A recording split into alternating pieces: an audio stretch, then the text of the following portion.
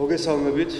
მე მინდა კიდევ ერთხელ მივესალმო ჩემს პატივცემულ კოლეგას, ბულგარეთის საგარეო საქმეთა მინისტრს და ამასთანავე ევროპის მინისტრთა, საბჭოს მინისტრთა კომიტეტის თავმჯდომარეს და ასევე გენერალურის მოადგილეს.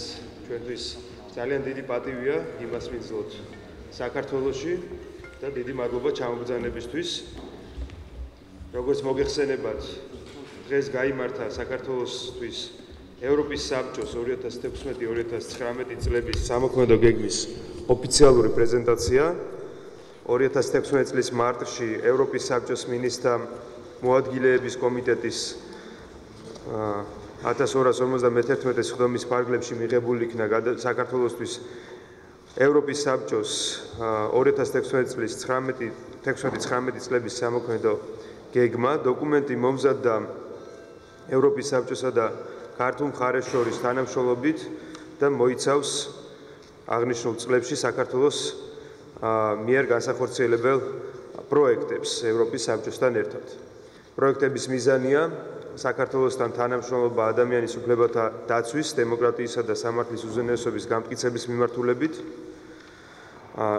აღნიშნული სამოქმედო გეგმა ეფუძნება 2013-15 წლების სამოქმედო გეგმის შედეგებს, ევროპის საბჭოს მონიტორინგის მექანიზმების დასკვნებს საქართველოსთან მიმართებით, მიმდინარე და დაგეგმილ ყველა მნიშვნელოვან რეფორმას და მოიცავს შემდეგ სფეროებს: ადამიანის უფლებებისა და ღირსების დაცვა და ხელშეწყობა, სოციალური უფლებების უზრუნველყოფა, მართლმსაჯულების უზრუნველყოფა, დემოკრატიული მმართველობის გაძლიერება, სამართლის უზენაესობის სფეროში საფრთხეებთან ბრძოლა, დობის აღდგენის მექანიზმები.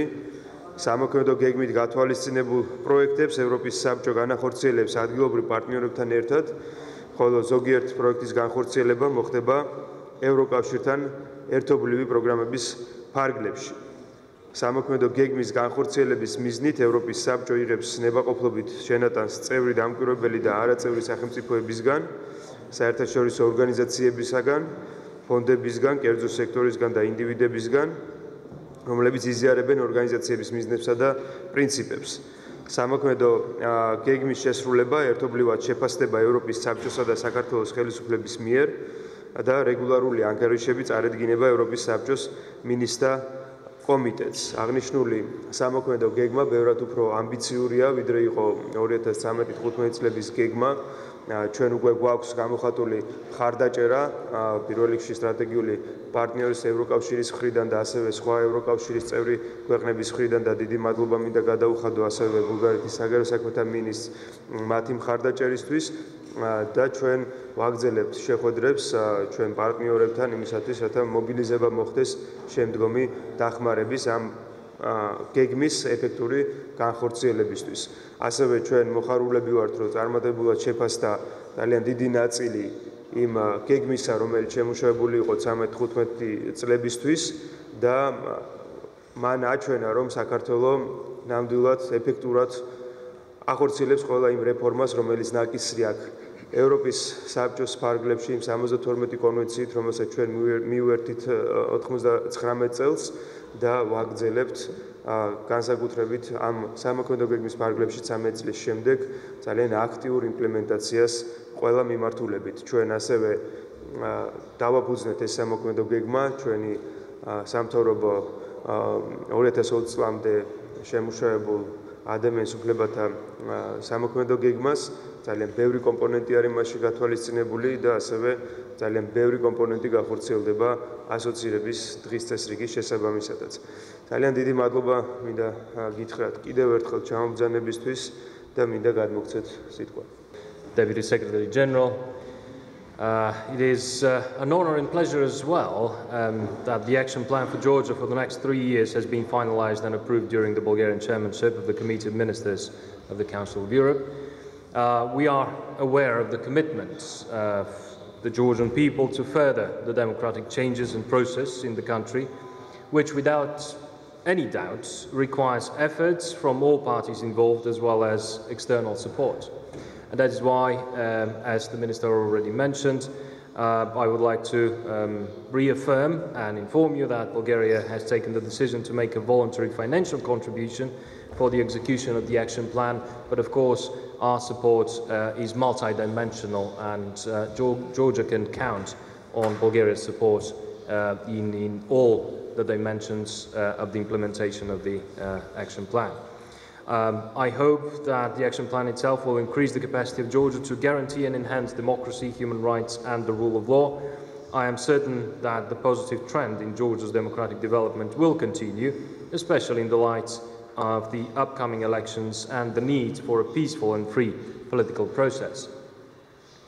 We trust that the open and inclusive dialogue between all stakeholders, as well as with international partners, will be further developed in order to facilitate the government and judicial reforms ahead. And when I mention judicial reforms, I will restate this again and emphasize the importance of this last point, because everything actually starts from the implementation of the rule of law concept. The economic development, actually one of the first conditions for free market economy, for efficient free market economy, is the rule of law and its robust implementation anywhere. So again, I wish you all the success with the new action plan. Many other areas are included in the action plan itself, but probably Deputy Secretary General will be a little bit more, will enter into a little bit more detail in that. Thank you. Thank you. Good morning to everybody. Thank you for being present. We always enjoy very much the opportunity to talk to journalists and to share information about what we do as Council of Europe with our member states. If we are here today, it is certainly with a view to launch the second action plan, but we are also here in order to witness and to say whether we were satisfied with the first action plan or not. And the Minister of Foreign Affairs of Georgia has already indicated very clearly that yes, we are very satisfied. And this is why the second action plan now is even a step further, and it's even more ambitious than the first one, because here we can trust that the authorities and civil society really mean it with this action plan, and they want to go ahead a step further. So this is my first message to you. I would like you to understand that together the Council of Europe and Georgia are going along an important direction, the one of continuing reforms, democratic reforms in this country. And the first 3 years have been very successful, and now we enter into the second period, which will be a little bit more difficult, a little bit more ambitious, but this is why, indeed, we are here today. Now, what I would take the opportunity to say, however, is that from a pragmatic point of view, an action plan is possible, first if you have the resources, financial resources to implement it, which is the case, at least for the starting point, since we have succeeded to have already at the beginning today the confirmation of a number of contributions from the European Union, from the Norwegian government, from, as we heard just now, the Bulgarian government, that make up to 5 million euros, roughly, even a little bit more.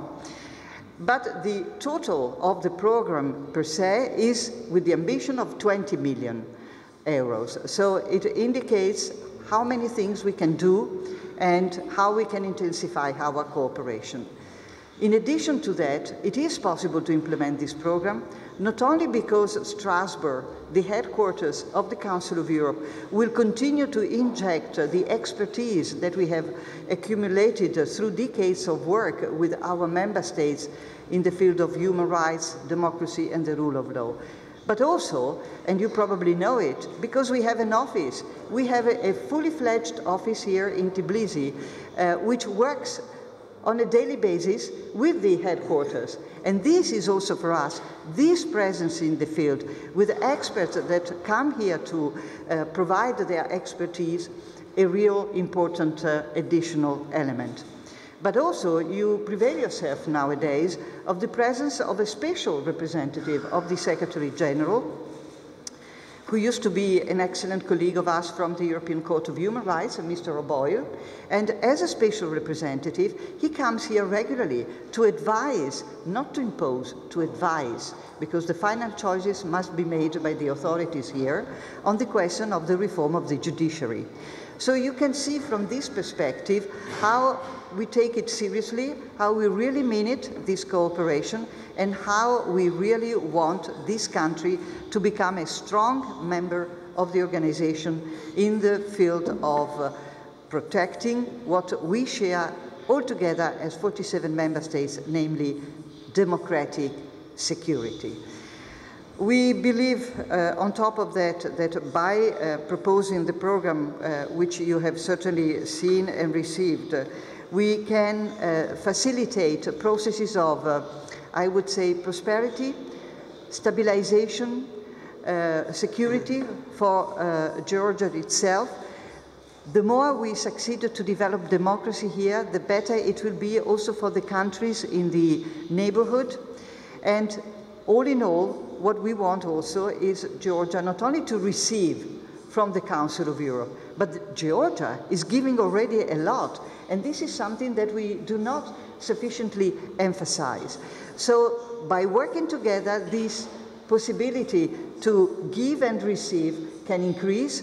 But clearly, we are very pleased that Georgia is now playing an important role in the organization, and I could mention a number of sectors in which you are extremely active. The Council of Europe Development Bank, which is also present here with investments, but where you participate actively. The Greco, which is a specific structure created to fight against corruption internationally, and so on and so on. The Venice Commission, you are fully member of the Venice Commission, and there you can really receive and impart regular expertise in constitutional laws, etc., etc. So many examples where Georgia is already playing its role as a fully committed European country with European values, and this, I think, is the most important thing to be said at this stage of the presentation. Thank you very much. Thank you. ტელეკომპანია იმედი თამარ ბუბაშვილი სტუმრებთან მექნება ერთი შეკითხვა. საქართველოს უახლოეს პერიოდში ელოდება ვიზა ლიბერალიზაციის პროცესის წარმატებით დასრულებას. ბულგარეთის პოზიცია როგორი არის ამ საკითხთან დაკავშირებით? ჩვენ ველოდებით, რომ ზაფხულში უკვე გვექნება ვიზა ლიბერალიზაცია და ხوار შეიძლება რამე შეიცვალოს ამ კუთხით. მადლობა. Well, you know, first let me congratulate Georgia on the outstanding reforms that were undertaken until this moment during the process of fulfillment all the benchmarks of the Visa Liberalization Action Plan. That being said, it is now for the European Council already and the European Parliament to bring this process to a successful conclusion. You all know that Bulgaria's support in that regard has been always persistent and always there, and we will continue, of course, reiterate that support.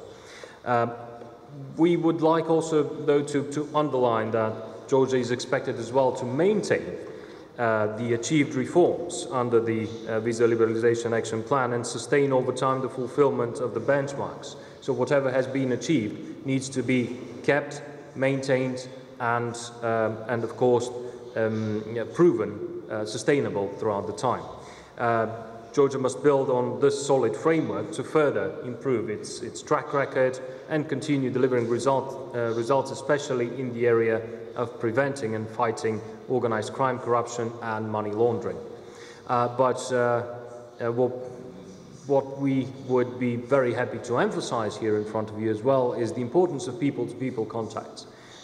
Exactly, the visa liberalization process gives more opportunities in that dimension. People-to-people contacts, they're means of promoting mutual understanding as well as business, civil society, and cultural ties. And not so long time ago, I had the opportunity to exactly witness this power of people-to-people contacts. Because whatever the governments do between themselves, we can talk to each other every day, but if the people on the two sides are not connected and have not created stable, sustainable ties, nothing will change. So that is why the visa liberalization process is important for strengthening this type of ties between the people on the level of business, on the level of education, on the level of culture, which creates more synergy and more opportunities in the future. So once again, reiterating and reaffirming Bulgaria's support for the visa liberalization for Georgia. საზოგადოებრივი მაუწყებელი სალომე ქოქიაშვილი. თქვენ ერთ-ერთი გამოცემისთვის მიცემულ ინტერვიუში თქვით, რომ შესაბამისი მომზადებისა და გარემოებების შემთხვევაში ხართ მზად, რომ შეხვდეთ რუსეთის საგარეო საქმეთა მინისტრს სერგეი ლავროვს. ამ მიმართულებით ხომ არ იგეგმება რაიმე შეხვედრა, ხომ არ მიმდინარეობს შეხვედრის ორგანიზება, ხომ არის რაიმე სიახლე? ჩვენ ამ ეტაპზე რუსეთის ფედერაციასთან მუშაობთ იმ ფორმატებით, რომელიც განსაზღვრულია კონფლიქტის დარეგულების ნაწილში საერთაშორისო დისკუსიები ჟენევაში და ვცდილობთ, რომ ჩვენი კონსტრუქციული მიდგომებით მაქსიმალურად ხელი შევუწყოთ თანათავმჯდომარეებს, რომ პროგრესი იქნას მიღწეული ამ დისკუსიის ფარგლებში და ასევე ჩვენ ვიყენებთ დიალოგს, საბჭოთა გარსინის დიალოგს. ლიკა ალელიშვილი ტელეკომპანია GDS-ი მემექნება კითხვა სტუმრებთან ევროპის საბჭოს მინისტრთა კომიტეტმა გააკეთა განცხადება ცოტა ხნის წინ საქართველოს ოკუპაციასთან დაკავშირებით როგორ შეაფასებთ ამ განცხადებას და თქვენი პოზიცია როგორ არის საქართველოს ოკუპირებულ ტერიტორიებთან მიმართებაში? First, I would like to recall the strong support of the Committee of Ministers for the sovereignty and the territorial integrity of Georgia within its internationally recognized borders. This is a permanent position of the Committee of Ministers, and you know that. And of course, you are probably making a reference to the set of decisions adopted last week by the Minister's deputies, in which the deputies reiterated once again this support for